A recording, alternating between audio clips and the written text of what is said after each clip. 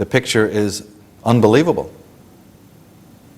Al Gore, for instance, one of the top politicians of the United States of America, contender to the presidency, is actually a descendant of Edward I. He's also cousin of former U.S. President Richard Nixon. He is descendant of the Roman emperors Louis II, Charles II, and Louis I, and is therefore also a direct descendant of Charlemagne, the 8th century emperor. The problem is that Gore's Charlemagne links also make him a cousin of George W. Bush. And don't we remember Bill Clinton running off in the latter days of his presidency to receive something called the Charlemagne Medal of Honor?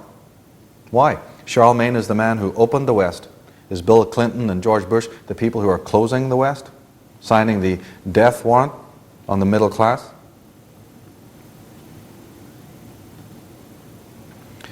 George W. Bush is closely related to every European monarch on or off the throne, and has kinship with every member of Britain's royal family, the House of Windsor. He is the 13th cousin, note that number, the 13th cousin of Britain's Queen Mother, and of her daughter Queen Elizabeth, and is the 13th cousin once removed from the heir of the throne, Prince Charles. Bush's family tree can be documented as far back as early as the 15th century. He is a direct descent from Henry III and from Henry VIII's sister, Mary Tudor. There you go, there's that Tudor connection, who was also the wife of Louis XI of France. He is also descended from Charles II of England. But strange of all is that he and his own wife, Barbara Bush, are related to the same British monarch. The Kennedys married into British royalty. The girl of the family married some Duke of Buckinghamshire or whatever, or Duke of Marlborough, one of the most elite royal aristocratic figures of England. Now, it is hardly a secret that George W. Bush has an impressive family tree. His father was president, his grandfather, Prescott Bush, was a U.S. senator from Connecticut, and his brother Jeb is governor of Florida. But the Republican candidate for president has a richer political pedigree than the immediate family that gathers for Christmas dinners and birthday celebrations. They are in fact related to 16 U.S. presidents, a slew of British monarchs, and even the American Indian Princess Pocahontas. Gary Boyd Roberts, a prominent genealogist at the New England Historic Genealogical Society, documented the remarkable Bush lineage in his little noticed book, Ancestors of American Presidents. According to Roberts, the list consists of George Washington, Millard Fillmore, Franklin Pierce, Abraham Lincoln, Ulysses Grant, Rutherford B. Hayes, James Garfield, Grover Cleveland, Teddy Roosevelt, William Howard Taft, Calvin Coolidge, Herbert Hoover, Franklin D. Roosevelt, Richard Nixon, Gerald Ford, and George Herbert Walker Bush. All connected by blood. The Bush family, especially George Herbert Walker Bush, is directly connected to Prescott Sheldon Bush, back through Samuel Prescott Bush, back through Hannah Ruck in the 1700s, back to Anna Marbury in the 1500s, back to Eleanor de Buchan in the 1300s, and through Princess Elizabeth Plantagenet of the 1200s, back to King Edward I Longshanks. King Edward I, known to every Scot, considered the hammer of the Scot, and if you're in Scotland or Ireland, don't mention Edward I Longshanks. But we find out that the American president is basically directly linked to him. Tyrants all. And David Icke, Alice in Wonderland and the World Trade Center disaster, he says that Father George and wife Barbara are both descendants of Godefroy de Bouillon, who in 1099 led European noblemen in the successful crusade to recapture Jerusalem from the Islamic faith and moved into the king's palace at Temple Mount. Godefroy de Bouillon was the first king of Jerusalem and Duke of Lower Lorraine, a major region for the Illuminati bloodline. I bring out several times to audiences that Martin Luther King was shot in a motel called the Lorraine Motel, and the study of Lorraine and the symbols of Lorraine, the double cross, is a central study in the study of Freemasonry. But here we have Godefroy de Bouillon leading crusades. Where have we heard that one before?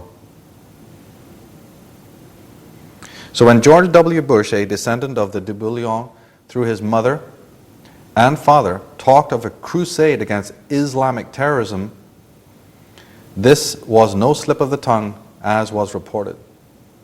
The strange fact is, however, that of the 7 major Christian crusades, only one of them was won, the first.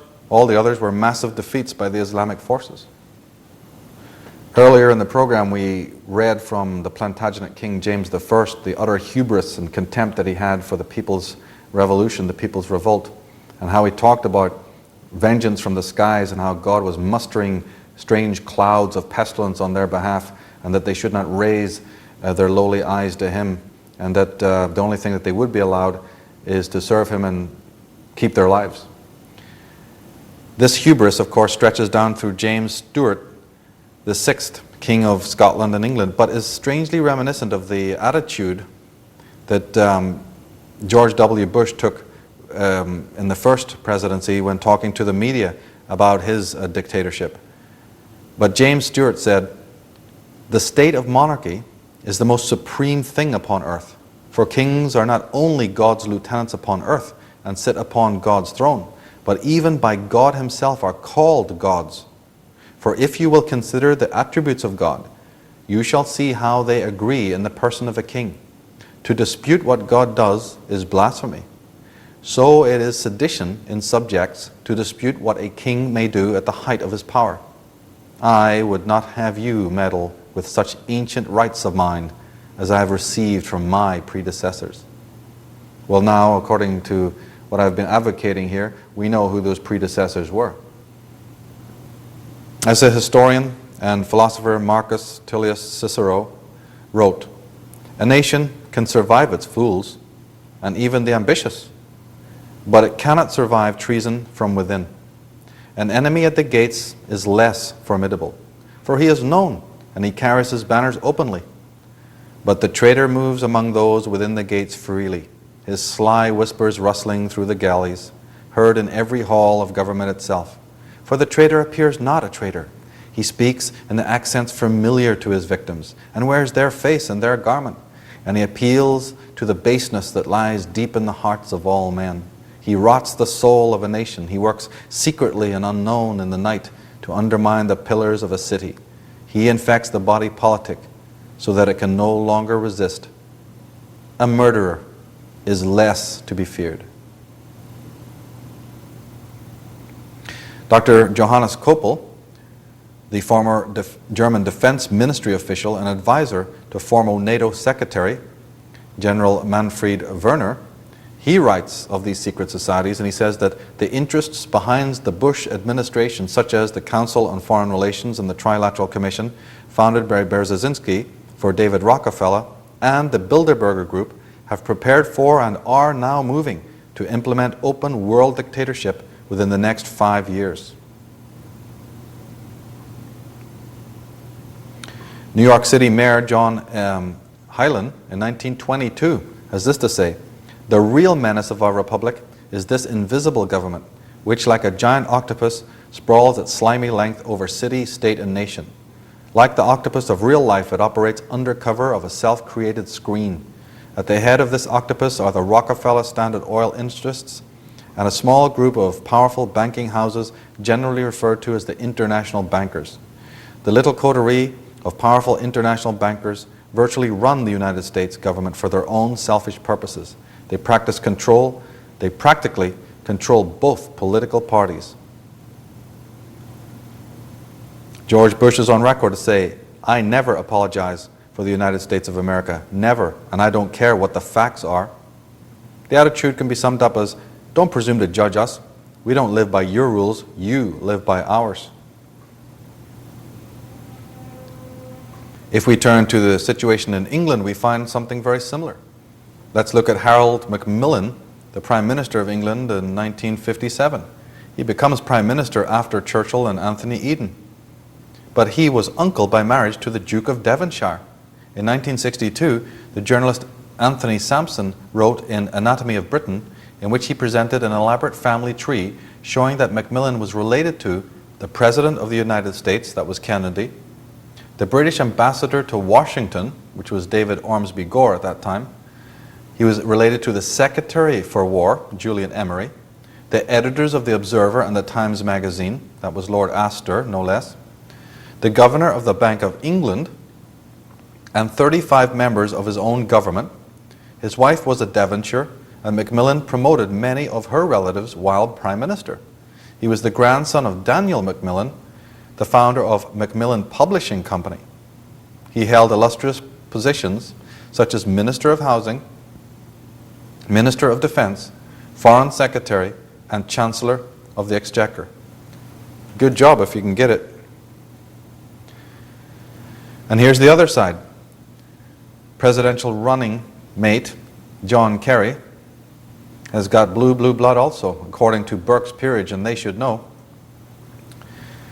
The Burke's Peerage is the book that has been kept since the Tudor dynasty by one single family on the genealogy of all the royals all over the world. And in fact, it was the editor, or it was the latest keeper of that book, a kind of a who's who, that noticed this pattern relating to the American presidents. So here we have the aristocrats themselves revealing the facts, and then it hit the investigative journalists who brought it to public light.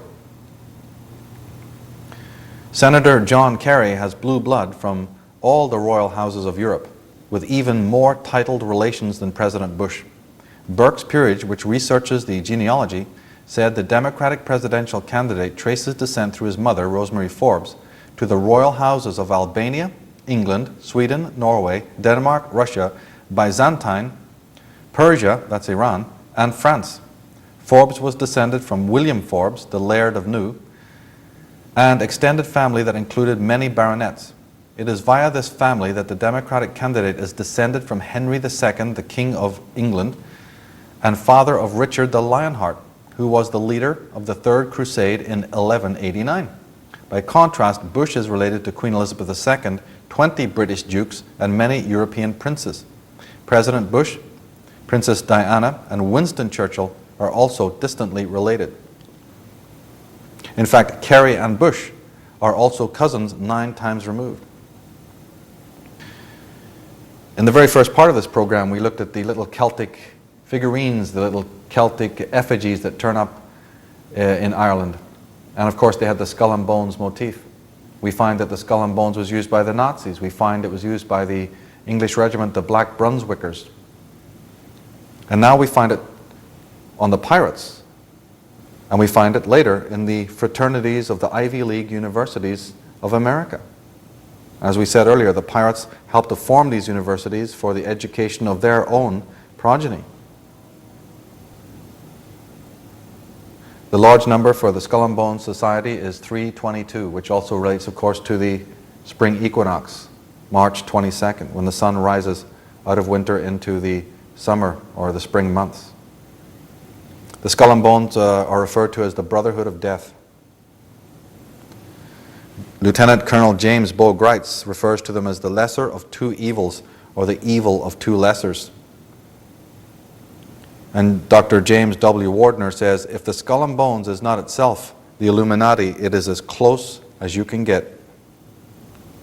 Now, the German connection of the Skull and Bones is brought out by James W. Wardner in Unholy Alliances. He writes, in the 1790s, Jacques Millet Dupin established the Continental European Intelligence Service for Great Britain. The base for this operation was Bern, Switzerland. From 1807 to 1860, the leader of the Scottish Rite of Freemasonry was John James Joseph Gourgat Dupin de Rongier of Geneva, his cousin. Jacques Millet Dupin's grandson, Louis Millet, was also involved in British intelligence. Louis Millet's son, Bernard, was the private secretary to Britain's Lord Balfour and became president of the British Eugenics Organization. This takes us full circle back to George Bush's Skull and Bones. Bernard Millet was the honored guest at bonesman Averell Harriman's race science celebration at the American Museum of Natural History in 1932, just prior to Hitler and the Nazis' takeover of Germany. So here we have Dr. Wardner is talking about the close association of the French Freemasons, the Nazi Party, and the elite industrialists and secret society members of America. that then go on to create the Secretaries of Defense and the Secretaries of the Interior and whatnot, and even the presidency. A famous figure in public life in America, Pat Robertson of the Christian Coalition and 700 Club.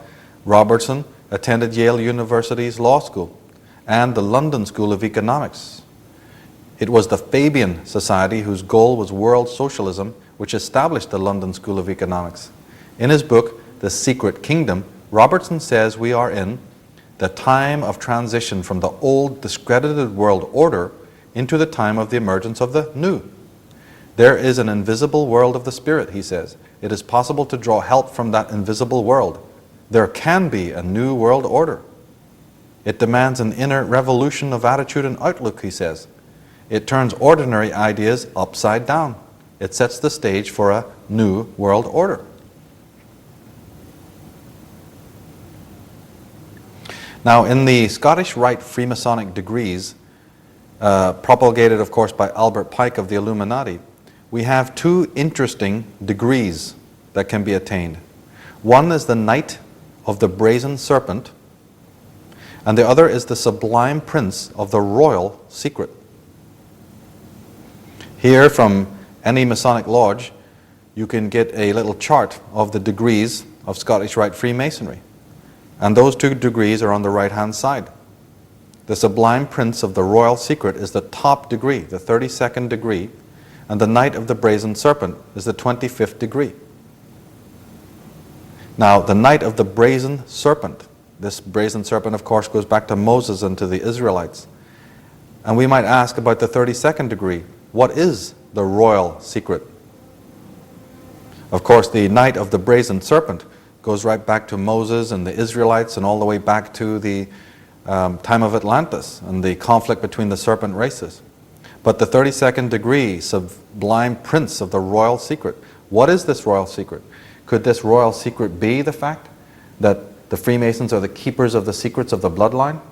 That people in public domain, elites within the religions of the world and the governments of the world are connected by blood, and that bloodline secret is preserved by the Freemasons and Illuminati and secret societies of the world to which they all belong? Here we have on the American dollar bill not only the pyramid with the 13 levels and the New World Order with its 13 letters, but we have above the head of the eagle the Star of David with 13 stars. And of course the Star of David is an Israelite symbol. We have 33 feathers on the eagle on one side and 32 on the other, which talks about the 32nd and 33rd degrees of Freemasonry. And we have the 13 leaves and berries, the 13 stripes, and the 13 arrows. By the way, this symbol that's found on the dollar bill comes from two sources. It comes from the Rothschild dynasty of Frankfurt, and before that it comes from the tribe of Manasseh. That's of the 12 tribes of Israel, the tribe of Manasseh. This is the exact logo, their exact emblem, a very ancient symbol. And of course, the politicians, the members of the Senate and the White House meet on Capitol Hill and go to Camp David. Where are these terms coming from? Here we see Hillary Clinton, the wife of President Bill Clinton, wearing the coveted and beloved phoenix, which of course was the symbol not only of the Freemasons but of the Tudor dynasty of England. So we may ask, who is the Rodham in Hillary Rodham Clinton? Here on the back of Australian coins is the head of the British monarch, but on the reverse side we find a dragon.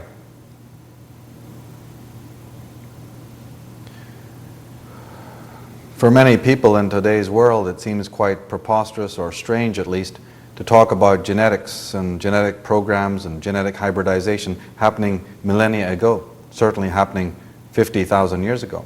We associate today these sciences with the modern world.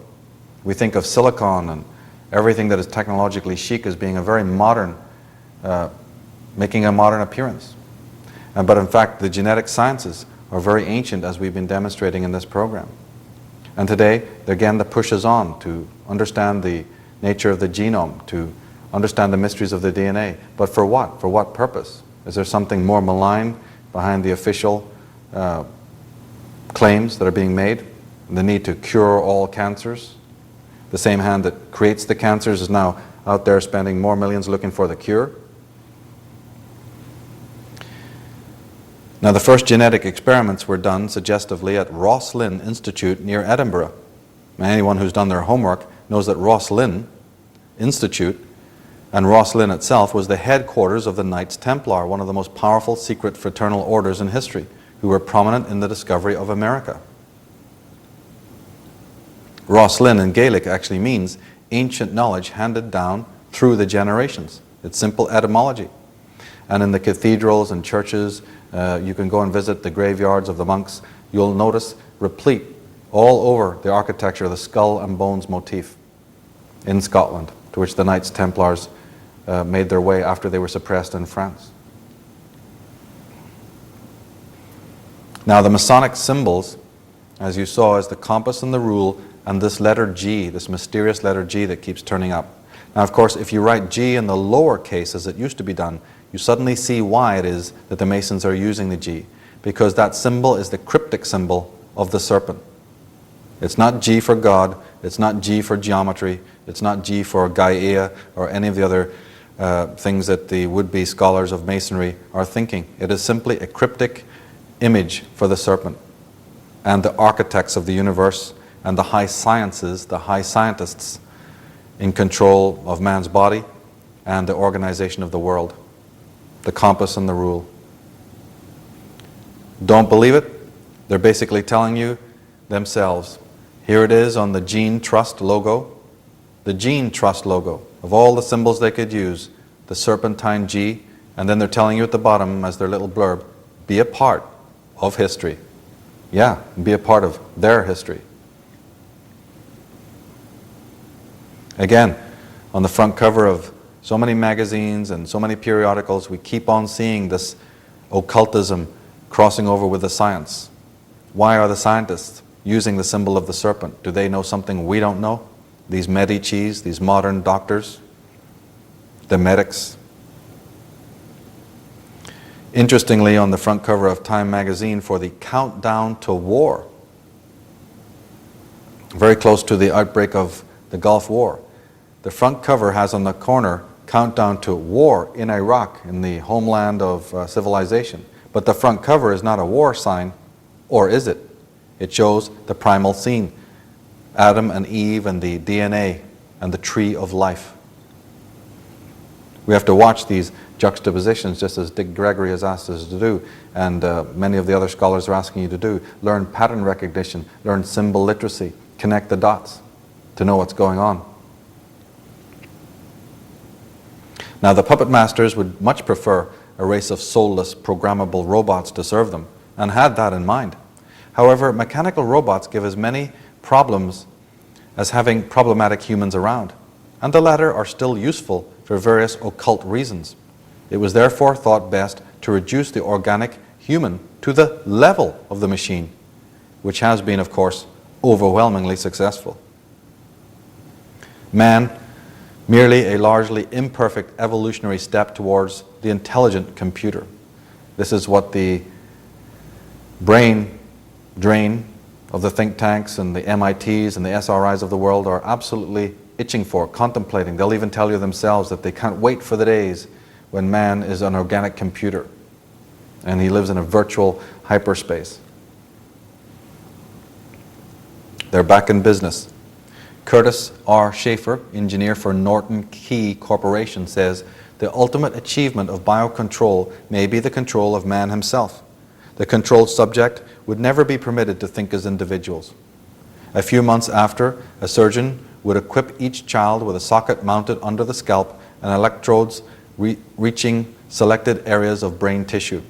The child's sensory perceptions and muscular activity would be modified or completely controlled by bioelectric signals radiating from state-controlled transmitters. So there you have it, the general and the henchman. You've got the Huxleys, and you've got the Bertrand Russells, and you've got the Thomas Malthuses thinking it all up, and then you have their henchmen putting it into practice. Huxley says in Brave New World Revisited, it is perfectly possible for a man to be out of prison and yet not be free, to be under no physical constraint and yet be a psychological captive, compelled to think, feel, and act as the representatives of the national state, or of some private interest within the nation wants him to think, feel, and act? The nature of psychological compulsion is such that those who act under the constraint remain under the impression that they're acting on their own initiative. The victim of mind manipulation does not know that he is a victim.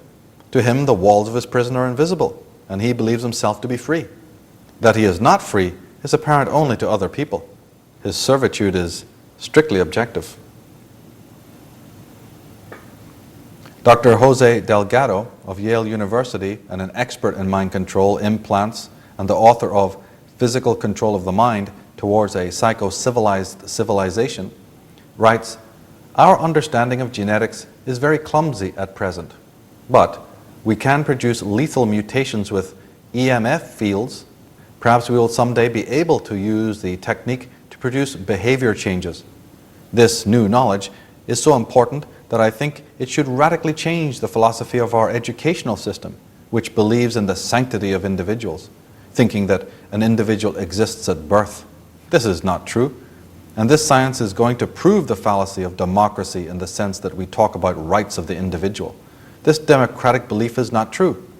Because we are forming this individual, because we are constructing his brain, we are willy-nilly making the differences we either desire or dislike."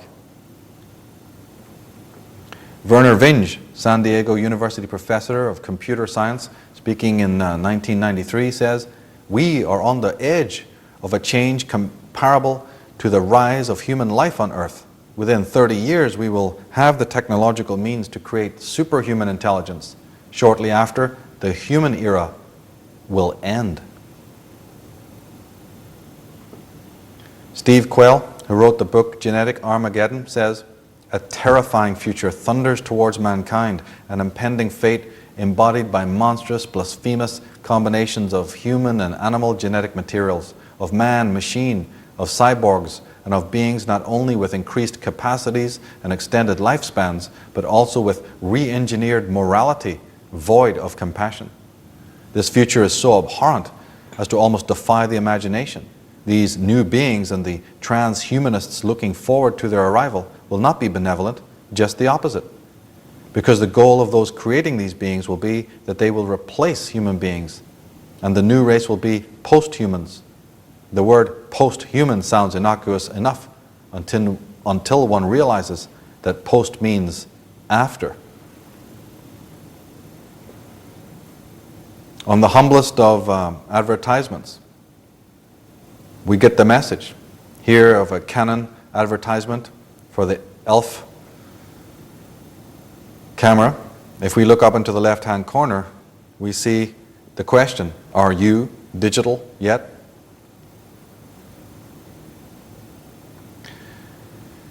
Now, the Knights of Malta cross, of the cross and the crown, and "in this sign I will conquer." From this we can gather the means that is being used against, the principles that are being used against the human race. They have a particular methodology about how they go about securing their agenda and controlling the rest of us. One of the means of doing this I refer to as the infernal trinity of problem, confusion, solution. David Icke and other researchers in this exact field refer to it as problem, reaction, solution. But you see, reaction is too vague. It's not a reaction that they merely want. It is a confused reaction. So I prefer to have it as problem, confusion, solution. It's more commonly known as the Hegelian dialectic. Another manifesto of these secret societies is called the Occult Technocracy of Power. It's anonymously written. And in that book it says, "The so-called left-right political spectrum is our creation. In fact, it accurately reflects our careful, artificial polarization of the population on phony issues that prevents the issue of our power from ever arising in their minds." And in my own book I say that, look, the opposition party is being called opposition by guess who? The opposition. Makes perfect sense. These are the masters of the game. As Fabian Sidney Webb had said, it's just an endless and exciting game of chess. And the masters of the dialectic, the Freemasons, that's what they have in every Freemasonic lodge should you go into one. The famous checkerboard, advertising to you exactly what they think of the human race and how they operate. It's a game. It's a three-party system. It's a triad. It's a pyramid. It's a triangle. Conservative, labor, liberal. Over here in America you have the Republicans and the Democrats and the so-called independents. Dr. Carroll Quigley, in his great work on the subject of secret societies, tragedy and hope, he writes, "It must be recognized that the power that these energetic left-wingers exercised was never their own power or a communist power, but was ultimately the power of the international financial coterie." And Dr. Carroll Quigley is, of course, the guru of Bill Clinton. Bill Clinton has acclaimed Dr. Carroll Quigley many times and said that he was his main mentor. Dr. Quigley had all the archives of the secret societies open to him for the express purpose that he could write a book and tell us all about it. Not that we'd ever read it, but there it is in plain view from the horse's mouth.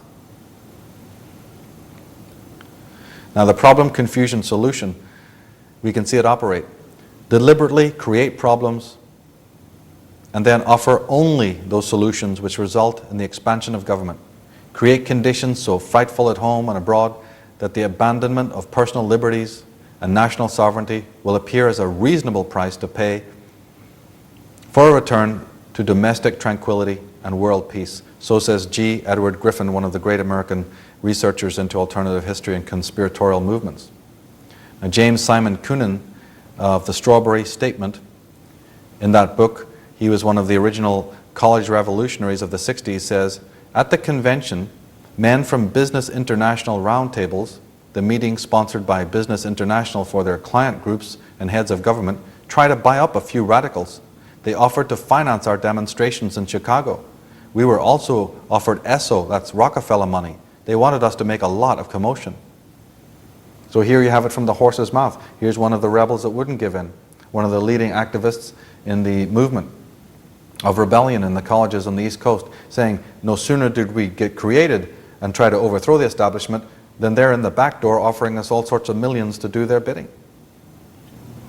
And then we have Jerry Kirk, the famous black activist at the University of Chicago, was a radical member of SDS, the New Boys Club, the Black Panthers, and the Communist Party.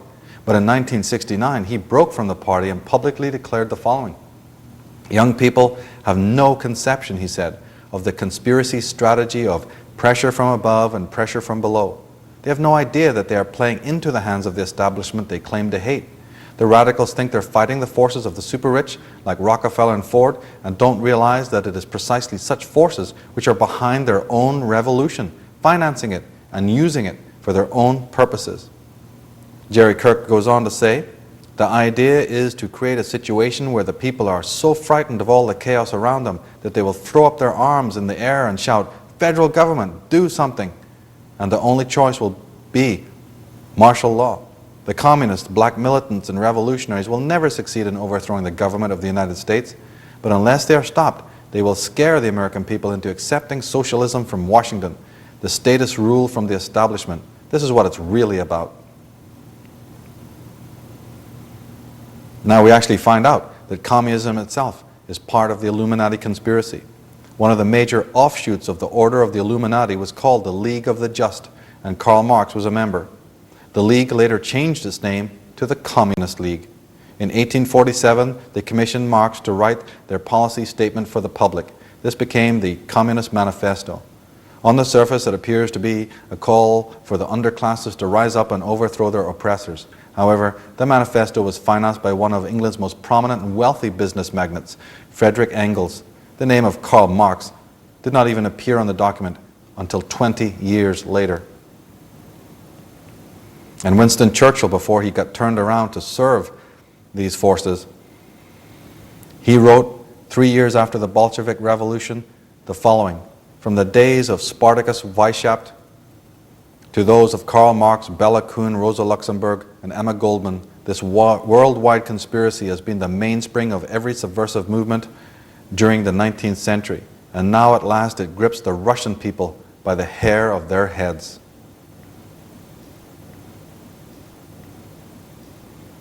Now we saw that the Knights Templars and the Knights of Malta have the symbol of the crown and the cross representing a methodology. We talked about the dialectic. And in Zurich, over the world headquarters of Freemasonry,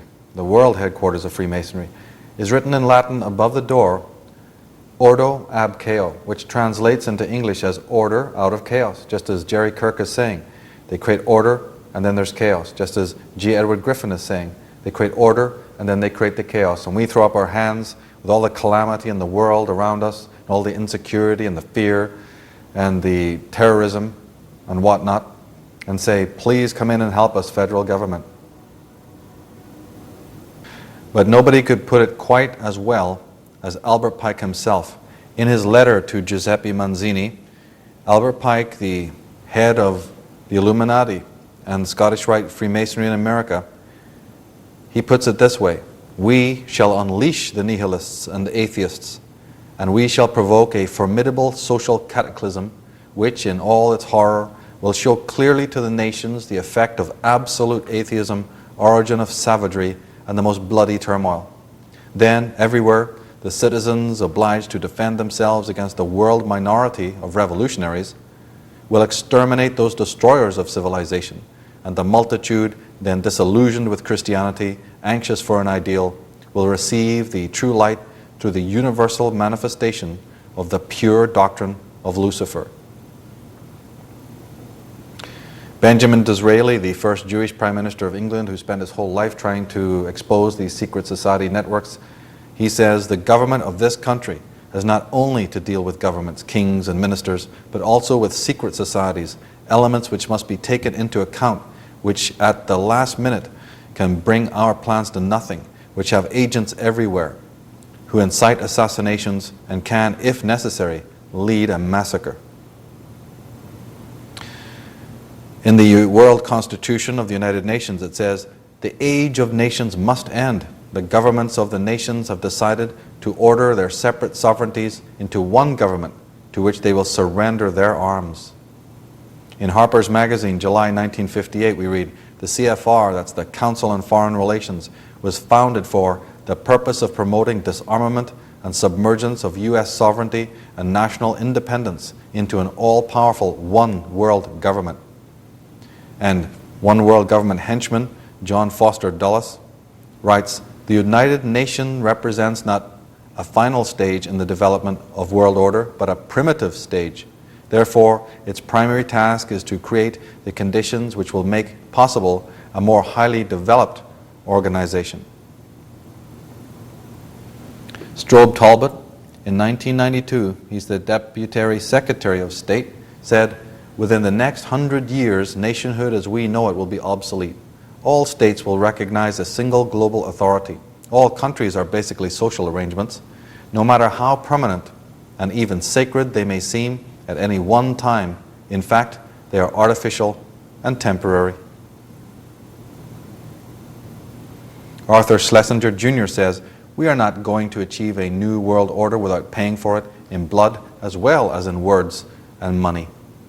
And Lord Cecil, one of the prime movers of the Round Table Organization of England, says that national governments must go in the interest of world government, world police, and world currency. And David Rockefeller says, all we need is the right major crisis, and the nations will accept the New World Order. And prime mover James Warburg, in February 17th, 1950, said, we shall have world government, whether or not you like it, by conquest or consent. Edward Bernays, in his book Propaganda, he says the conscious and intelligent manipulation of organized habits and opinions of the masses is an important element in a democratic society. Those who manipulate this unseen mechanism of society constitute an invisible government which is the true ruling power in our country. A relatively small number of persons. It is they who pull the wires which control the public mind, and who harness the wild social forces and contrive new ways to bind and guide the world. Now, Congressman Larry P. McDonald, who was killed in the Korean Airlines 747 disaster that was shot down by the Soviets in 1976, Congressman McDonald says, "The drive of the Rockefellers and their allies is to create a one-world government combining super-capitalism and communism under the same tent, all under their control. Do I mean conspiracy? Yes, I do. I am convinced there is such a plot, international in scope, generations old in planning, and incredibly evil in intent." James Madison, one of the founding fathers, presidents, said, "The accumulation of all powers, legislative, executive, and judiciary, in the same hands, whether of one, a few, or many, and whether hereditary, self-appointed, or elective, may justly be pronounced the very definition of tyranny." But Kissinger has the opposite idea. He says, the illegal we do immediately, the unconstitutional, that takes a little longer. He also says elsewhere, today, America would be outraged if United Nations troops entered Los Angeles to restore order. Tomorrow, they would be grateful. This is especially true if they were told that there was an outside threat from beyond that threatened our very existence. It is then that all people of the world will plead to deliver them from this evil. When presented with this scenario, individual rights will be willingly relinquished for the guarantee of their well-being granted to them by the world government. Now, if one looks at the symbol for the United Nations, and symbols are very important to study as we've been seeing, but if you look at that actual symbol of United Nations, it's like a grid overlooking the globe of the earth and then surrounded by the laurel leaves, the old Roman emperor symbols coming out of the ancient world, the ancient fascist symbols. But the grid is interesting too, because if you count the segments of the grid, including the circle in the middle, it makes the number 33. So who is it that encompasses the world? Who has put their matrix, their template over the globe of all the nations and the ship of state? The 33, the 33rd degree of the Freemasons. It's all in the symbolism. Zbigniew Brzezinski, in his book Between Two Ages, says, "The technotronic era involves the gradual appearance of a more controlled society. Such a society would be dominated by an elite, unrestrained by traditional values." In Brzezinski's book, The Grand Chessboard, he also says something a lot more pertinent than that. He says, "Moreover, as America becomes an increasingly multicultural society, it may find it more difficult to fashion a consensus on foreign policy issues, except in the circumstance of a truly massive and widely perceived direct and external threat." Hermann Göring, the Reich Minister for the Nazi Party in Germany in the 30s and 40s, said, "The people can always be brought to the bidding of the leaders. That is easy. All you have to do is tell them that they're being attacked and denounce the peacemakers for lack of patriotism and exposing the country to danger. It works the same in any country." Now, General Douglas MacArthur in 1957, he tells us, "Our government has kept us in a perpetual state of fear, kept us in a continuous stampede of patriotic fervor, with the cry of grave national emergency. Always there has been some terrible evil at home or some monstrous foreign power that was going to gobble us up if we did not blindly rally behind it." And Julius Caesar tells us, "Beware the leader who bangs the drums of war in order to whip the citizenry into a patriotic fervor, for patriotism is indeed a double-edged sword. It both emboldens the blood just as it narrows the mind. And when the drums of war have reached a fever pitch and the blood boils with hate and the mind is closed, the leader will have no need in seizing the rights of the citizenry. Rather, the citizenry, infused with fear and blinded by patriotism, will offer up all their rights unto the leader, and gladly so. How do I know? For this is what I have done, and I am Caesar." And who said, what author was it who said that patriotism is the last refuge of a scoundrel? Was it Victor Hugo? President George Herbert Walker Bush puts it this way: out of these troubled times, our fifth objective, there's that number 5 again, the pentagram, our fifth objective, a new world order can emerge, a new era, freer from the threat of terror, stronger in the pursuit of justice and more secure. Today, a new world is struggling to be born, a world quite different from the one we've known, a world where the rule of law supplants the rule of the jungle. Now, curiously, this speech was given on September 11th, 1990, at 9:09 p.m. That's 11 years to the day before the attack on New York. It was given before the joint session of Congress on the Persian Gulf crisis. The speech begins at 9:09 p.m. At approximately 9:11 p.m., he was speaking the lines, "The New World Order." So we have chaos at home. We have chaos abroad. We have burning buildings and police state. Why? All the chaos and the confusion. And people are throwing up their hands saying, "Save us, save us. What do we do against the terror?" Not the terrorism, but the terror. And there's a difference. And the answer is, get rid of your constitution. Give us your rights and all will be well. Hand over your sovereignty. Hand over your thinking. Hand over your children.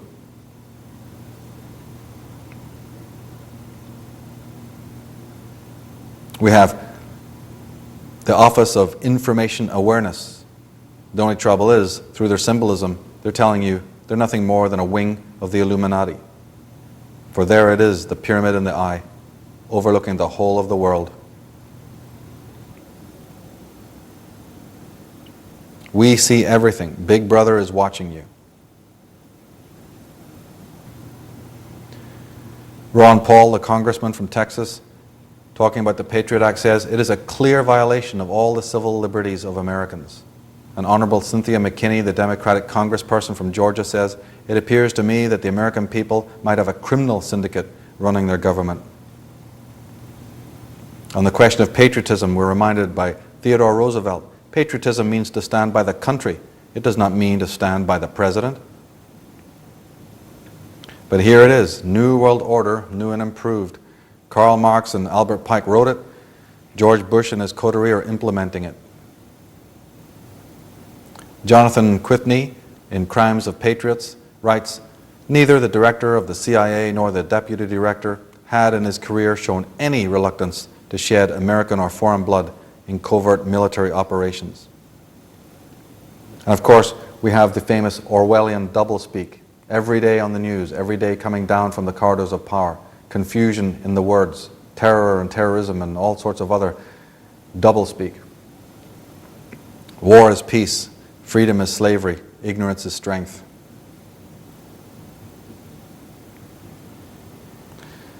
In USA Today, Bill Clinton had said, "We can't be so fixated on our desire to preserve the rights of ordinary Americans."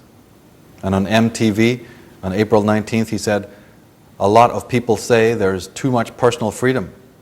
When personal freedom is being abused, you have to move to limit it." And in 1992, he said, "Mine will be the most ethical administration in the history of the Republic." Yes, but the only problem is, what about the 52 people who died violent deaths all around him? When's the last time 52 people you know dropped dead around you of violent crimes?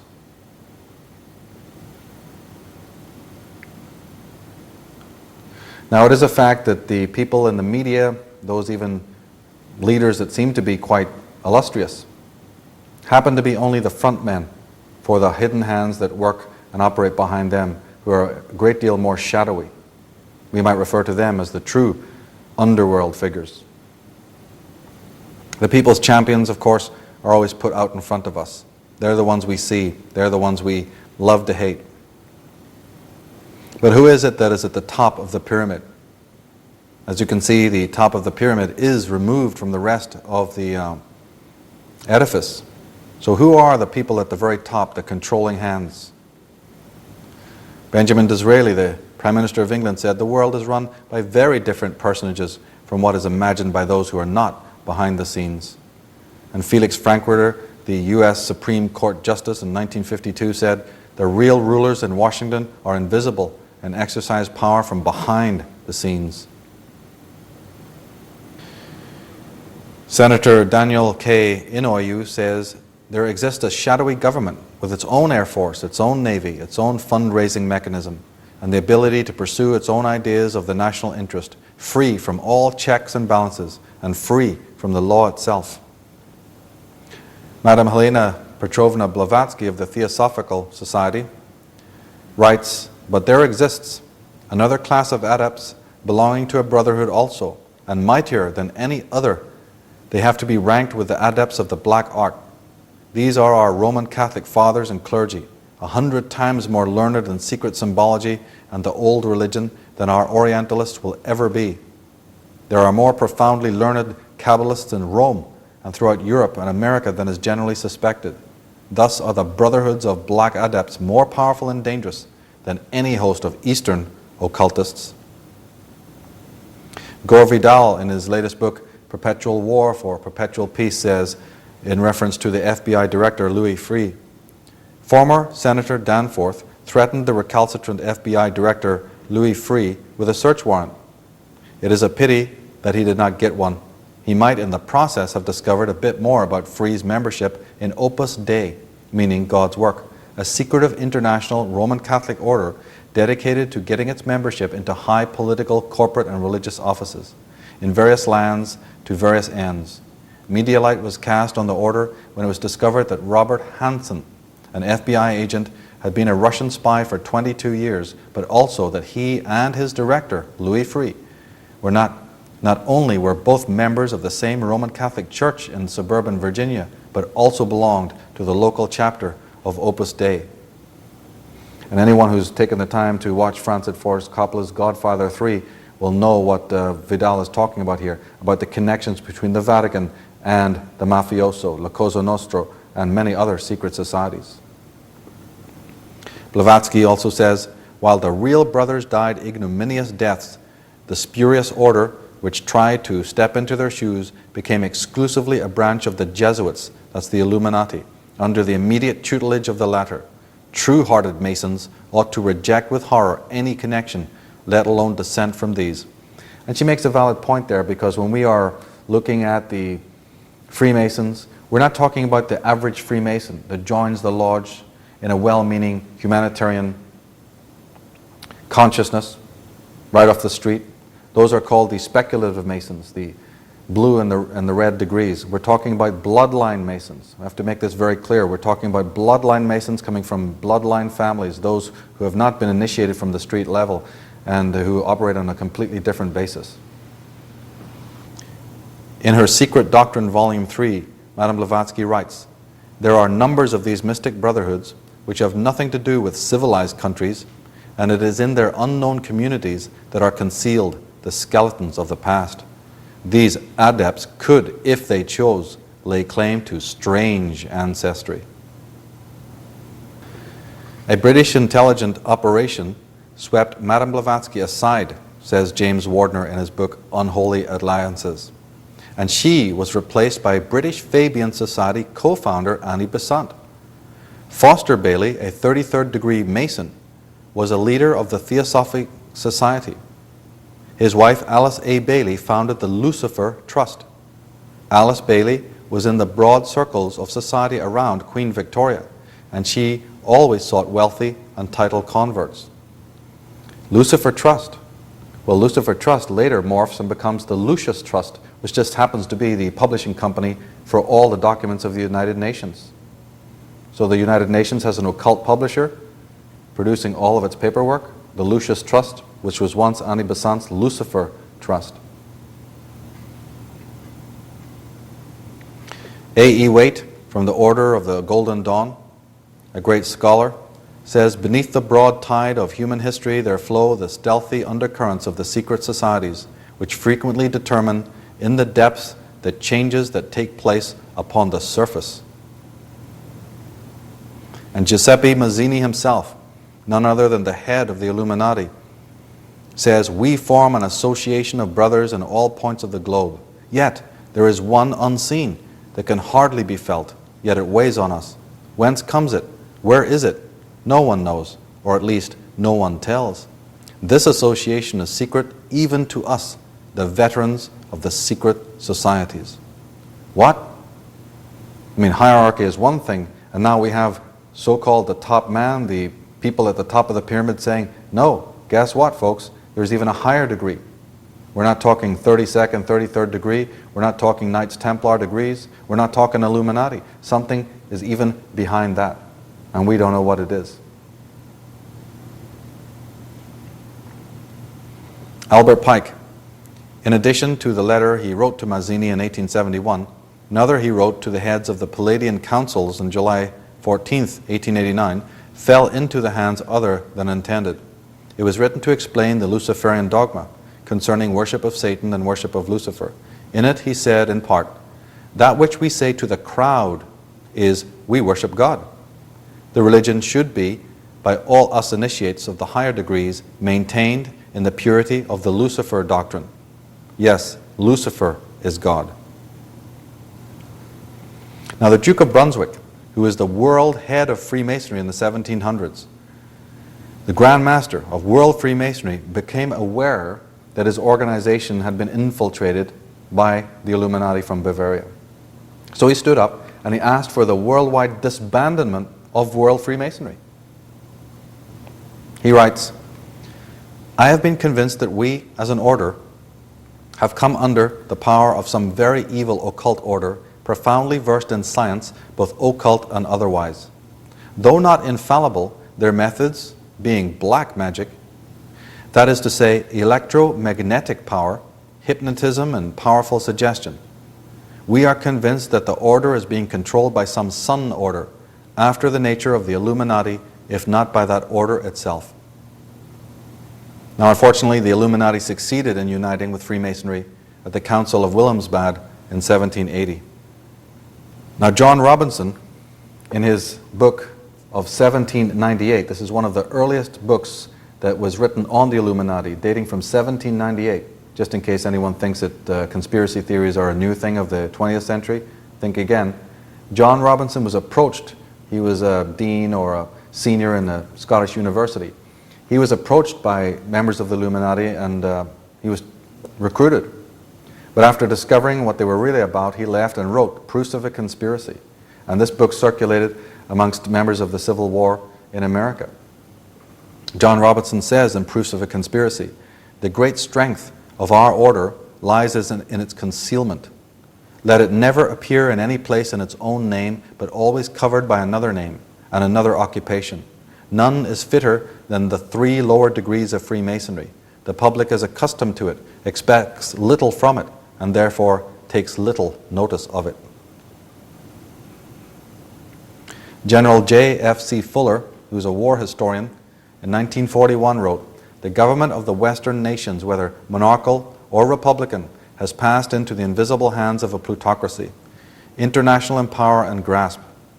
It was, I venture to suggest, this semi-occult power which pushed the mass of the American people into the cauldron of World War I. Woodrow Wilson, in his book The New Freedom, 1913, said, some of the biggest men in the United States in the field of commerce and manufacture are afraid of somebody, are afraid of something. They know there is a power somewhere so organized, so subtle, so watchful, so interlocked, so complete, so pervasive that they had better not speak above their breath when they speak in condemnation of it.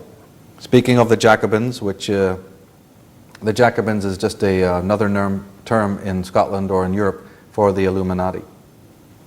Gore Vidal, speaking on the Jacobins, said, it is nicely apt that the word terrorist, according to the old Oxford English Dictionary, should have been coined during the French Revolution to describe an adherent or supporter of the Jacobins who advocated and practiced methods of partisan repression and bloodshed in the propagation of the principles of democracy and equality. Although our rulers have revived the word to describe violent enemies of the United States, most of today's actual terrorists can be found within our own governments, federal, state, and municipal. The Bureau of Alcohol and Tobacco and Firearms, known as the ATF, the Drug Enforcement Agency, FBI and IRS, etc., are so many Jacobins at war against the lives, freedoms, and property of our citizens. The FBI slaughter of the innocents at Waco was a model Jacobin enterprise. Now, Joseph Willard, the president of Harvard University, no less, writes this, or speaks this, following a quote during his retirement.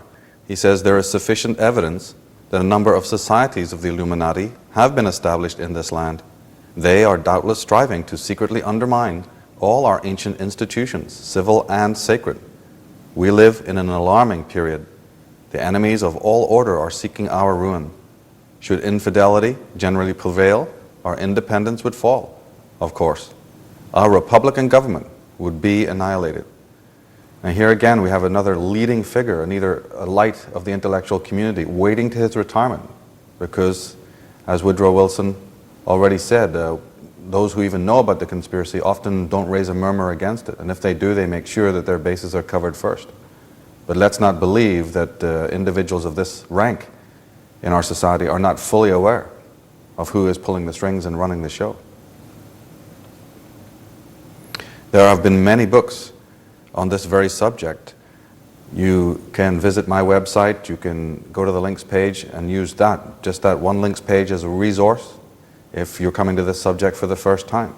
But let it be known that there are many books and many researchers out there for many generations who have brought these facts before mankind.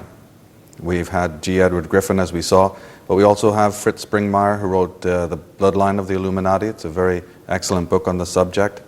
We have the proofs of the Illuminati, and we have the works of John Coleman, who was in fact an MI6 agent in Britain before he left and tried to explain and expose the whole conspiracy. His book, Committee of 300, and One World Order, and Diplomacy by Deception, are excellent books. We have books on Masonry, we have books on the Illuminati. This is a subject that can be researched. And one of the most senior intellectual figures of American history was Professor Carroll Quigley.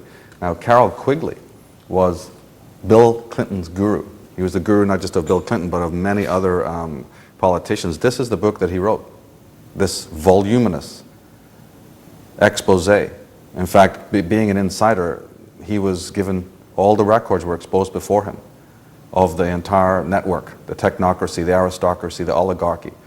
And he wrote this thick book, basically explaining all of their agendas. But then again, how many people are going to read a book this thick? Recently, it's even been noticed that even a best-selling book like Michael Moore's bestseller, Stupid White Men, or any book comparable to that, reaches 1 million people in America, whereas the average hit TV primetime show reaches 20 million at least. So there's your predicament right there. And since most people don't even read books, they read the newspapers or they flick through magazines, they just listen to the sound bites that's coming over Bill O'Reilly or CNN, no wonder that the great depth of this subject has not hitherto been brought up. But let it be known that from both sides of the field, pro and negative, there have been volumes and books written on this subject. Now, from Carroll Quigley's book, Tragedy and Hope, he writes, "There does exist and has existed for a generation an international Anglophile network which operates to some extent in the way the radical right believes the communists act. In fact, this network, which we may identify as the round table groups, has no aversion to cooperating with the communists or any other groups, and frequently does so. I know of the operations of this network because I have studied it for 20 years and was permitted for 2 years in the early 1960s to examine its papers and secret records. I have no aversion to it or to most of its aims, and have, for much of my life, been close to it and to many of its instruments."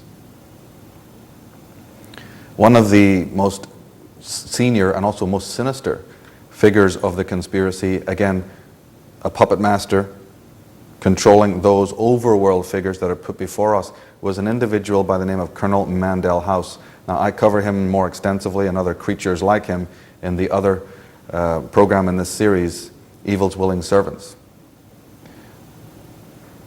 Colonel Mandel House was the author of a book called Philip Drew, Administrator. Colonel Mandel House, says G. Edward Griffin, was the man who selected Woodrow Wilson as a presidential candidate and later became his principal advisor. Wilson was totally dependent on House for all political decisions. In fact, in the words of Woodrow Wilson, he says, "Mr. House is my second personality. He is my independent self. His thoughts and mine are one. If I were he, I would do just as he suggested." Now, I want you to please note the kind of language there. People who are interested in the subject of mind control could make something of that statement. The strange tonality, the strange insidious nature of that, the fact of an alter ego. I mean, this is a whole subject in itself about how the control operates. My second personality, he is my independent self. The book by Mandel House, Philip Drew, Administrator, which basically reveals his entire agenda, was disguised as a novel to dupe the masses. It was a blueprint for the radical socialist revolution and the enslavement of the United States during the Wilson and Roosevelt presidencies. So just in case you think that Woodrow Wilson and President Roosevelt were the mainspring, the main voices, the main leaders, the main architects of their policies, this book and many others will show you what was really going on, all the way down to the Bretton Woods Agreement, into the League of Nations and the United Nations, and all the policies that we now find coming out of that era. Abraham Lincoln, in his letter to Colonel William Elkins on November 21st, 1864, makes this remarkable statement. "I see in the near future a crisis approaching that unnerves me and causes me to tremble for the safety of my country. Corporations have been enthroned, and an era of corruption in high places will follow. And the money power of the country will endeavor to prolong its reign by working upon the prejudices of the people, until all wealth is aggregated in a few hands and the republic is destroyed. I feel at this moment more anxiety for the safety of my country than ever before, even in the midst of war." John F. Kennedy wrote on April 27th, 1961, or he openly spoke these words. He said, "The very word secrecy is repugnant in a free and open society, and we are, as a people, inherently and historically opposed to secret societies, to secret oaths, and to secret proceedings." And then later he said, "The high office of president has been used to foment a plot to destroy the Americans' freedom, and before I leave office, I must inform the citizen of his plight." So in all of the different movies and books that have been written, how come we haven't heard this publicly? Now, we'll remember that he did leave office, but not in the way that he thought he would. This statement was written 10 days prior to his assassination. His assassination was, for many reasons, partly connected to the gold standard and partly connected to the fact that he was perhaps a Catholic, and there was Catholic dynasties rivaling what we would call the Protestant dynasties. So there's lots of infighting. But here we have a verbatim statement saying that he was going to expose certain levels of the conspiracy, certain levels. This is the president himself. And 10 days later, he does leave office. In fact, Jim Marrs, an expert on the Kennedy assassination, in his book Crossfire, The Plot That Killed Kennedy, says, "In the 3-year period which followed the murders of President Kennedy and Lee Harvey Oswald, 18 material witnesses died, 6 by gunfire, 3 in motor accidents, 1 by suicide, 1 from a cut throat, 1 from a karate chop to the neck, and 5 from natural causes." And Craig Robertson, John Armstrong, and JFK, The Dead Witnesses, write, "A mathematician hired by the London Sunday Times concluded that the odds of the number of witnesses involved in the assassination dying between November 22nd, 1963 and that date were 100,000 trillion to 1 in the time period ranging from November 22nd, 63 to August 1993. Over 115 witnesses, quote unquote, have died or fallen victim to death by strange circumstances, suicides or murder." And think that's a phenomenon merely of the 60s? His Majesty Bill Clinton, over 52 people died in exactly the same way. Violent deaths, unexplained deaths. And when's the last time you knew of 52, 40 people, 20, 30? How many people around you have just dropped dead from violent deaths? And yet again, this conspiracy is pushed under the carpet as if nothing ever happened. People go blithely along the same old way. G. Edward Griffin, one of the leading American researchers into the field of subversive movements, puts it beautifully this way. Conspiracy, he says, one of the darkest words in the language of man. Yet there is hardly a single page of history that does not partially reveal the deadly eye of conspiracy at work. It was a conspiracy that led Brutus against Caesar in the Roman Senate on the Ides of March, that plotted the betrayal of West Point by Benedict Arnold during the American Revolution, that led John Wilkes Booth to assassination of President Lincoln on Good Friday, 1865. The past record of man is burdened with accounts of assassinations, secret combines, palace plots, and betrayals in war. But in despite of this clear record, an amazing number of people have begun to scoff at the possibility of conspiracy at work today. They dismiss such an idea merely as a conspiratorial view.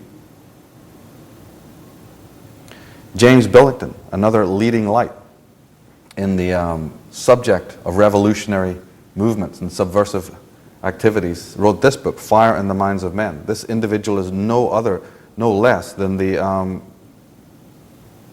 leading scholar involved in the Library of Congress, a fantastic historian who specialized in subversive movements. He writes in his book, The Fire in the Minds of Men, The Origins of the Revolutionary Faith. He writes, the plain fact is that by the mid-1810s, there were not just one or two, but scores of secret societies and revolutionary organizations throughout Europe, extending even into Latin America and the Middle East. And it was they who, in the process of modernization, pioneered a phenomena by now familiar: impatient youth forming their own organizations to combat the monarchical religious authority. The story of secret societies can never be fully reconstructed, but it has been badly neglected, even avoided, one suspects, because the evidence that is available repeatedly leads one into the territory equally uncongenial to modern historians in the East and in the West. Now, J. Edgar Hoover, crazy as he was, said one thing that is interesting. He said, the individual is handicapped by coming face to face with a conspiracy so monstrous that he cannot believe it exists. And this is very accurate, because here we are, stressed out, overworked, underpaid. We've got so much going on in our domestic lives that we really don't have the time for anything more than sound bites. Now, I don't know, though, whether some of you are still misinformed enough or even naive enough to not realize that there is something very seriously wrong in the world today politically, not just in America and the West, but throughout the entire world. And we better know that, because we have to know what the problems are before we can even hope to arrive at the solutions. When one looks, as we've been doing, at the statements of those who do know that there is something going on, we also find their statements that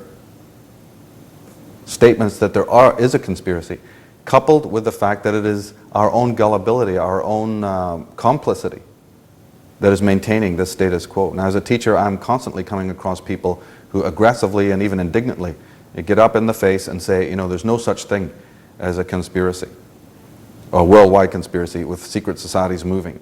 This new flatline mentality can best be summed up as, you know, if I don't see it happening in my life, then it doesn't exist. So if it's invisible to you, then obviously it doesn't exist. Now, if we go to the third world, you know, in comparison to this, if we go to those who live in Africa, if we go to those who live in, you know, East Timor or Cambodia, if we go to those who live near the Amazon, who when they pull their shutters, you know, aside every morning, they see their beautiful land, their jungle being torn to shreds by Western corporations, you know, they are not in any doubt that there's a big brother operating in the world. This denial is a luxury that we have in Middle America or in the world. It's a luxury we can still at this time afford. But what really gets me is that even on a more domestic and lower level, there are still conspiracies, quote unquote, happening before our eyes. Ones that can be handled very easily and yet are not handled. For instance, there is legal and constitutional protection against the corporate involvement and the corporate takeover of government. These edicts and these legislations have long been in power, and yet what gets done? Almost next to nothing. The corporate, even in this present administration, the corporate involvement in politics is obvious. The whole swing door attitude is very much obvious to us if we look. We have high-level members of government who have corporate connections, becoming part of the government, taking senior ranks so that they can further the agenda of their corporate buddies and their corporations, and then quickly exiting when they've done their job and moving straight back into the corporate world. Here we have in the 2004 George Bush election, we have half the cabinet resigning after he gets into power. Now wait a minute, what happens? What is all this about? The election takes place, nobody speaks a word of any resignations, they get Bush back into power, and then half the cabinet suddenly resign. Where have we ever heard of such a thing? Why are they resigning, and what for? It is understood when we realize how the corporate entity works. And that's just a low-level, normal, in-your-face conspiracy that there's plenty of legislation in the world, more than enough legislation to deal with, and yet nobody deals with it. It carries on as if nothing ever happened. Now we have drugs and drug peddling on every street of the world and of the West. We have record rates of crime. We have white-collar crime soaring through the ceiling. We have suspicious mortality taking place in the hospitals all across the land. We have suspicious activities from doctors. We have massive pharmaceutical monopolization of the planet. We have vote fraud that the mafia would envy.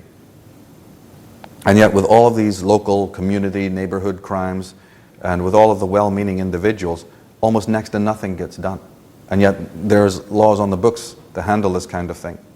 So why is it then, even with the police force, the FBI having a criminal conspiracy division, which implies that there is such a thing as a criminal conspiracy operating in the world, the average individual adamantly stands up and denies that there's a worldwide conspiracy? I mean, there's enough corruption in your own communities.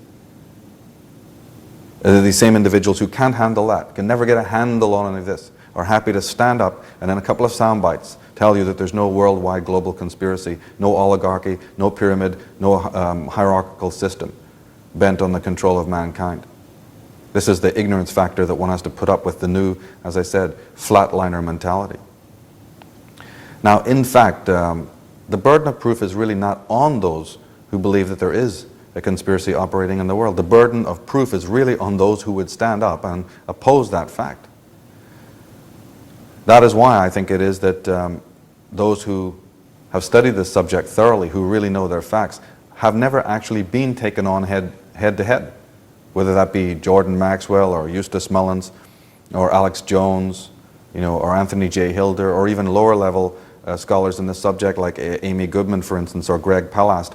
It's not a habit that they're taken on face to face for that very reason. The opposition knows that as soon as it would engage anyone who has the knowledge, the cat would be very much out of the bag, because we have, as I've been demonstrating here, we have the proof, we have the facts. And it's not really possible, is it, on the media as we know it today, to be able to even get into this whole question in a couple of sound bites. In fact, you couldn't even get into the pros and cons of this in a very lengthy conversation. So that also helps to debar the whole expose. What I urge you to do is to get your hands around the facts. I can only give that part that I have discovered, because in fact no one person has all the answers with this. It's a very complex and ancient subject. It goes back far in time, and it takes a while. One has to be patient and diligent, and like any good detective, a great deal of patience and constancy is needed. So I provide my audiences with the information that I have gleaned, and you provide what you have discovered, but you have to get your arms and your mind around as many of the facts as you possibly can. And you also need a great deal of bravery, because it takes bravery to be able to go against the flow.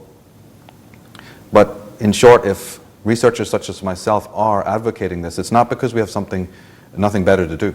If we're into the subject of conspiracy, it's not because we've got nothing better to do. And we are empowered, and we've researched the whole subject through and through. And I myself have plowed through all of the misinformation, all the wacko-jacko theories that are out there. And I know from my time living in Ireland exactly how the game of politics works, how the game of the dialectic, both sides being pitted against each other, the whole problem-reaction-solution situation works. I saw it was at first hand, and know how that is very successful to those in power, and why it is that they choose to use the pyramid and the triangle as a symbol. Let us not tolerate outrageous conspiracy theories was one of the first statements George Bush made after the declaration of war in the Middle East, to which John Judge, who is a leading researcher of alternative history and conspiracy, says, well, I don't mind being called a conspiracy theorist by those who don't mind being called coincidence theorists. But many individuals will rightly say, those who are interested and those who are well-meaning and those who want to know the facts, okay, so you say there's a force behind the open governments of the world. You say that there are shady individuals or secret societies and subversive movements operating behind the veil of national security, behind the political edifices on a higher level. Give us some proof, give us some evidence. Well, in an American context and even in a British context, one of the organizations it's very important to look out for is called the Trilateral Commission, and they are connected to the Council on Foreign Relations. Now, the Council on Foreign Relations, this is the American wing of the British Round Table organization, originally formed by billionaire Cecil Rhodes and controlled by Lord Alfred Milner, the Governor-General and High Commissioner of South Africa. In fact, by the way, Cecil Rhodes is how we get the name Rhodesia. But Alfred Milner, his henchman, was the controller of several banks, including the Midland Bank in England. The Round Table Group, says G. Edward Griffin, in the United States, promptly created an external organization known as the CFR, the Council on Foreign Relations. It is through this organizational ring and then outward through tax-exempt foundations, universities, and government agencies that the international capitalist conspiracy has dominated the domestic and foreign policy of the United States for over 50 years. The Communist Party began in 1929. In the investigation of communist propaganda, we learned that the Communist Party in the United States was first organized in Chicago in September 1919, shortly after the Bolshevik Revolution in Russia. This was the same year as the formation of the Council on Foreign Relations, who presently have complete control over all aspects of United States government. The Royal Institute of International Affairs was the predecessor to the conspiratorial group which makes up America's controlling oligarchy today, the Council on Foreign Relations, or CFR. Lord Robert Cecil was the chairman of the Supreme Economic Council at the Paris Peace Conference in 1919, where the CFR was founded. Now, it might come as a shock to some people to realize that Trotsky and Lenin lived and worked in the Bronx in New York, and that Karl Marx wrote his manifestos not only in London, but in Paris. These individuals were international terrorists and were funded by the bankers and the oligarchy from New York. This has all been brought out and proven. G. Edward Griffin goes on to say, the semi-secret CFR has over 1,400 elite personalities. In Harper's Magazine of July 1958, CFR member Joseph Kraft disclosed that one of the chief architects of the organization was Colonel Mandel House. Kraft boasted that the members included the President, the Secretary of State, the Chairman of the Atomic Energy Commission, the Director of the CIA, the Board Chairman of the 3 of the country's 5 industrial corporations, 2 of the 4 richest insurance companies, and 2 of the 3 biggest banks, plus the senior partners of the 3 leading Wall Street law firms, the publisher of the 2 biggest news magazines, and of the country's most influential newspaper, and the presidents of the Big 3 in both universities and foundations, as well as a score of other college presidents and scattering of top scientists and journalists. The CFR from behind the scenes has dominated this nation for decades. CFR members include top executives and journalists for the New York Times, the Washington Post, the Chicago Daily News, Harper's, Look, Time, Life, Newsweek, U.S. News and World Report, CBS, NBC, MGM. They include directors of the Ford Foundation, the Rockefeller Foundation, the Carnegie Endowment Fund. They include Presidents Hoover, Eisenhower, Johnson, and Nixon, Secretaries of State Stettenhauer, Acheson, Dulles, Carter, and Rusk, a fantastic percentage of the President's cabinet, undersecretaries, and Federal Reserve Board, ambassadors to other countries, Supreme Court justices, and presidential advisors. The average American has never heard of the CFR, yet it is the unseen government of the United States. And let's not forget, the CFR is a wing of the Royal Institute of International Affairs, which is connected to the Tavistock Institute of Human Relations, and is connected to the Round Table organization created by Cecil Rhodes, who was a billionaire industrialist, and whose connections to Masonry are all been studied and researched and thoroughly documented. And again, in their own words. You don't have to go to any detractor. You merely go to their own documents, their own words. For those who are very interested in the ancient connection, we digress slightly and brought things up to the modern era, but perhaps it's also important to re-stress exactly how these oligarchs follow through in a bloodline manner.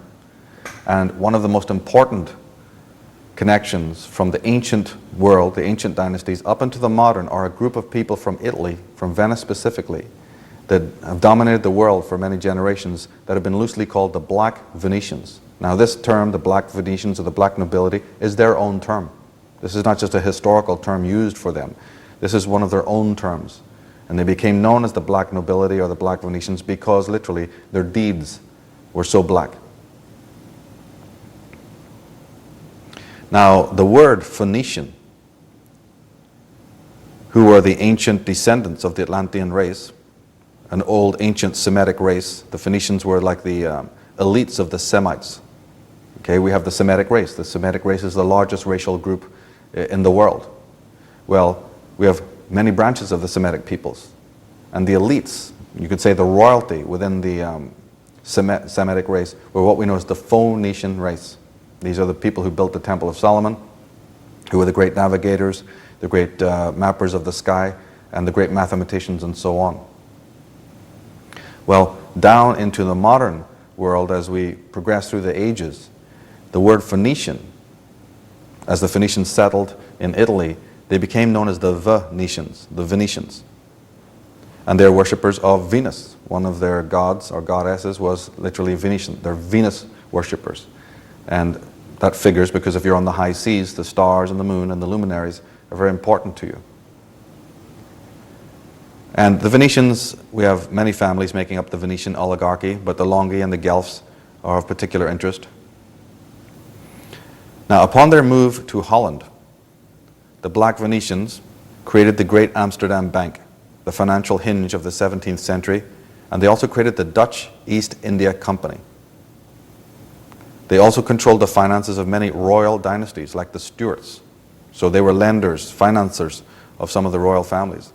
They're also the promoters of Martin Luther, of Protestantism, Puritanism, the Jesuits, the Club of Rome, the later Freemasons, and most other secret societies. Through the House of Hanover, that's the House of Orange, they came to England and have been the dominating power since William III. Christina Huth, in her book Venice, The Methodology of Evil, Part 3, she writes, Henry VIII had also thrown open the door for the cultural, political, and financial takeover of England by agents of the city-state of Venice. By the middle of the 1530s, Henry's government was in the hands of the Venetian agents and being shaped into a model of police-state political terror. By the end of Henry's reign, Venetian bankers were in control of a burgeoning English foreign debt and dictating terms to the English throne. Within slightly over a century following Henry's death, England had been transformed into the usurious, slave-trading imperial power of Great Britain under the dictatorship of the Venetian party, which had been transplanted directly from the lagoons of Venice. Now obviously in one program we can't go into this subsection, the whole story of the Venetian peoples. Just for now doing an overview to show you that here we have the connection between the Stuarts, the Tudors, and these Venetians. And the takeover was implemented by Thomas Cromwell. This was the agent who convinced Henry VIII to buy in and to accept the money of the incoming Venetians. So this connection is very, very vital and important to understand how the Phoenician, Sumerian, Babylonian, Mesopotamian, Nephilim concept, that bloodline, ties into the modern oligarchs. There's a thread. It can be traced like anything. The congressman and statesman Lyndon LaRouche, from an American context, is one of the greatest experts on this. But there's many other works talking about this connection. King William III of Hanover, the Prince of Orange. And we have George Ludwig I, also of the House of Hanover. These are the two kings specifically of the House of Orange, coming out of Italy by way of Holland. They appear in the history books as being Dutch kings, Dutch potentates, but their ancestry goes further back than that. Graham Lowry, in How the Venetian Virus Infected and Took Over England, writes, in December 1688, the armies of the Dutch Prince William of Orange invaded England, interrupting the Hobbesian nightmare the country had experienced under the deranged King Charles II and his brother James II. A worse nightmare was to follow when William seized the throne of James II, for he embodied a more highly distilled form of poison which Venice had perfected during its sway over the remains of the Dutch Republic. This outright usurpation is blithely referred to in British Venetian parlance as the Glorious Revolution, which should give you some idea of how little regard for truth prevails in these circles. So here's a scholar who's in no doubt about the problem whatsoever. He's pointing out that the James II and Charles II debauchery is one thing, and then it's replaced by yet even more layers of the same thing. And as I said earlier, is it not from these times that all these idioms we just take for granted of the British Stock Exchange, the rising of the Navy, the great conflicts throughout the world, the whole concept of empire, the rising of the great universities, the rising of the merchant class? Who are the merchants named after Mercury? We have some questions here. The very things that we take for granted, the very idea that individuals on the street level say, oh, we can't imagine any secret society just coming in and taking over. Well, that's right. You needn't imagine that because it didn't happen. Secret societies obviously couldn't just come in to the wide diversity of our modern age and just take over. But they didn't do that. These oligarchs formed our cities. They formed the political systems that we have. No more than a few hundred years ago, it was crown or it was gown. It was cross or it was crown. It was monarch on one side to mind control you and brainwash you and throw you in a dungeon, or it was the popes and the potentates. Two forms of control. Nobody just came in and took over. These individuals have created our cities, created our industries. They were there from day one. They were billionaires from the 1st century AD. And they're dancing on their desks to find out how easy it is to manipulate the herd, of the population of the world. But they didn't just suddenly come in and take over like some normal mafioso group. These individuals created the entire structure of our life. Our forefathers, not so long ago, never even ventured more than 5-10 miles from their feudal villages. In fact, it was even a crime to even do so. So nothing could have been easier. You have military, monarchy, and you have the religious, the theocracy. Two forms that attain world domination, more simply than we can ever even imagine. David Icke, in his book The Biggest Secret, says, William of Orange, that's William III, died in 1702. He and his wife Mary left no heirs, and so Mary's sister Anne became queen. Anne was the last of the Stuart monarchs. In 1714, the scene was set for the takeover of the British crown by the German black nobility family, the Hanovers. They were closely connected with the House of Hesse, which would become the launch pad for the House of Rothschild. The first Hanoverian king was George I. Queen Victoria, always famous for wearing black jewelry and wearing black clothes, was the Empress of India, the Empress of the world, the top of the Guelph dynasty. The family of Guelph, who was one of the major black nobility families. Today's modern Windsor family directly go back to the Guelph dynasty of the ancient world. The Guelph, Bourse-Lyon, Battenberg, Mountbatten, whatever you want to call it. These are all Hanoverian, Habsburgian families, all connected, all linked by blood. The British royal family, the Windsors, was a name adopted in the 1800s, and the reason was to give them an anglicized front, because in fact George I could hardly speak a word of English, and here they are declaring war on his brother the Kaiser in the First World War, and the so-called British royal family could hardly speak the English language. So in order to anglicize them and make them look more English, they adopted the name Windsor. But their original ancestral names is Saxe-Coburg-Battenberg, which they changed again to Mountbatten, Bourse-Lyon, which is the name of the Queen Mother, and Guelph. The word Guelph is the key word there because that's the Venetian connection, the Black Guelphs. Open any encyclopedia and start reading up on the black nobility and the Guelphs. And a fascinating story will unfold.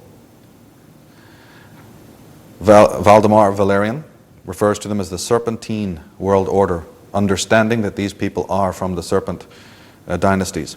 All subsequent coups d'etats and revolutions and wars of the 19th and 20th centuries are centered in the Battle of the Guelphs to hold and enhance their power, now the New World Order.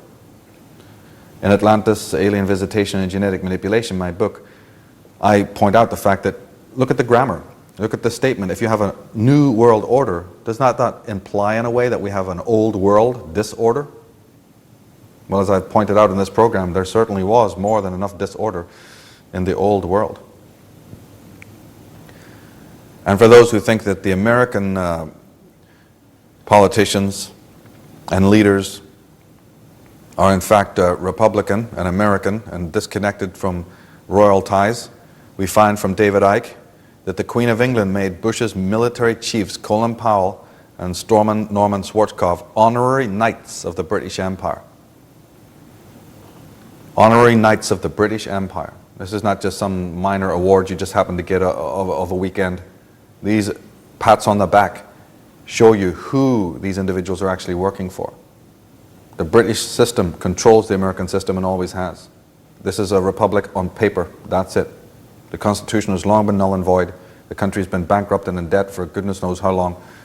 And every leader, including Roosevelt, all the way back to the Founding Fathers, has been an agent of the Black Venetians, of the Knights Templar, the Knights of Columbus, the Freemasonic organizations, the Illuminati, and the British system that controls them. Professor Anthony Sutton, who wrote this fine book on the subject, American professor, was actually approached by the Skull and Bones as they attempted to recruit him. And not knowing who on earth this group was, he researched it, he opened their packages, he looked into the whole question, and in horror of who these people were, after years of research, he wrote many books on the subject, including this, America's Secret Establishment, Introduction to the Order of the Skull and Bones. And Sutton has grasped the essence of what we're saying here. He says in his book, their interests are global, and much as they may protest, we see no difference between trilateral globalism and, for example, British and French imperialism of the 19th century, or the Holy Roman Empire, for that matter. How right he is. Webster Tarpley, in the book The Venetian Takeover of England, writes, the oligarchical system of Great Britain is not autochthonous product of English or British history. It represents rather the tradition, which has been transplanted into the British Isles through a series of upheavals into England and Scotland from the Venetian oligarchy, along with its philosophy, political forms, family fortunes, and imperial geopolitics. Jeffrey Steinberg, in The Last Empire in the History of the World, writes, these families constitute a financier oligarchy. They are the power behind the Windsor throne. They view themselves as the heirs to the Venetian oligarchy, which infiltrated and subverted England from the period of 1509 to 1715, and established a new, more virulent Anglo-Dutch-Swiss strain of the oligarchical system of Imperial Babylon, Persia, Rome, and Byzantine. So there you have it. There is a direct paragraph that shows you the connection. Incidentally, Switzerland, as we mentioned earlier, is where the headquarters of World Freemasonry is. And over the door in Zurich, Switzerland, you can go there yourself. And that's where the courts are. That's where the so-called charities of the world, like the Red Cross, are located, and many others. It's also where the world banks are kept. Those secretive world banks. Well, of course they're secretive. The oligarchs don't want you tracking the checks, following the money. But you also have the headquarters of World Freemasonry. And over the door, plain as day for everyone to see, it says in Latin, Ordo ab chaos, order out of chaos.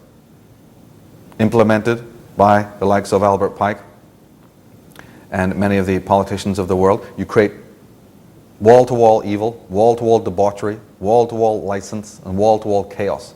You fund the gangs, you fund the terrorists of the world. You create so much upheaval that the masses, who are your real enemy, your real rivals, just come to you in a big line saying, help us, what can we do? Let's strengthen the powers of government. If it worked for Adolf Hitler and Genghis Khan, it works for anybody.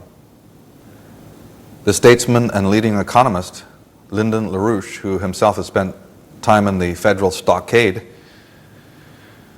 has this to say: the Venetian method is the method of not taking sides, but playing sides against one another to one's advantage. You go into a country, you go among a people, you go to an individual person and you corrupt them by knowing the principle of corruption.